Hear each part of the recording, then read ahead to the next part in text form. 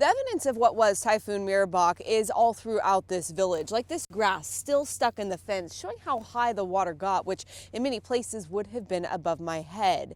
Now, while the village works to repair and rebuild, community and tribal leaders are looking to prepare for future storms and future generations. In my lifetime, this is the first time I've ever seen it really bad. Marianne Nooksuk is an elder of this village and is a UPIC teacher at Hooper Bay School.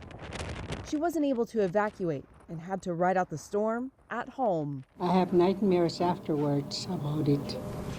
Beyond the water damage and loss of roofs, porches, and power to many homes, much of the village's infrastructure also couldn't stand up to the storm. You know, this is part of the area where we thought it was high enough, but you could see after that storm, it's not high enough. Their boardwalks and bridges were ripped apart and roads washed away. All underwater.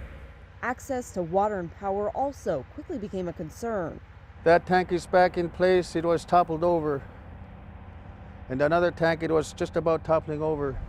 While it's going to be a long and tough road to get this village back to normal, Water went all the way around. what they can't repair or replace is the land this village sits on. So after the storm, this all got eroded from the storm surge, the waves. They expect erosion when big storms come in, but not like this. Before that, it came out further. Daniel Cernick, a middle school science teacher, took GPS measurements. I figured it'd be like 10, 15 feet or something like that. But it was much worse than he could have imagined. Where I'm standing out there is where the edge of the dune line used to meet the ocean.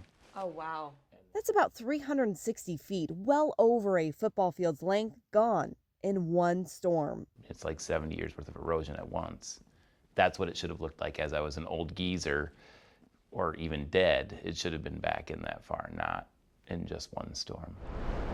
It's the erosion that has many people concerned, including tribal leaders. Where should we go? Go play out, bring our kids down here. We can't help nature, but we'll just disappear.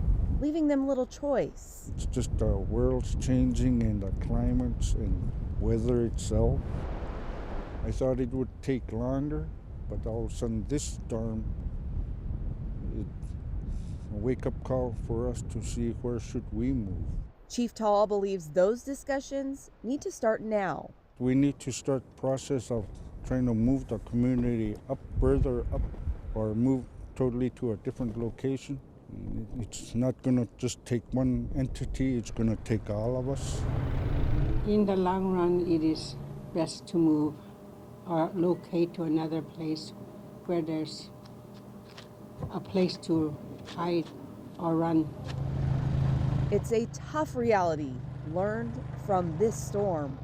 Beyond serving as protection from the open ocean to the village, this beach is the lifeblood of this community. This is where they come for birthday parties and for picnics. They come here to pick grass for basket making and to go berry picking. But now that these dunes are almost gone, those resources are no longer available and tough decisions will have to be made. In Hooper Bay, I'm Melissa Frey, Alaska's news source.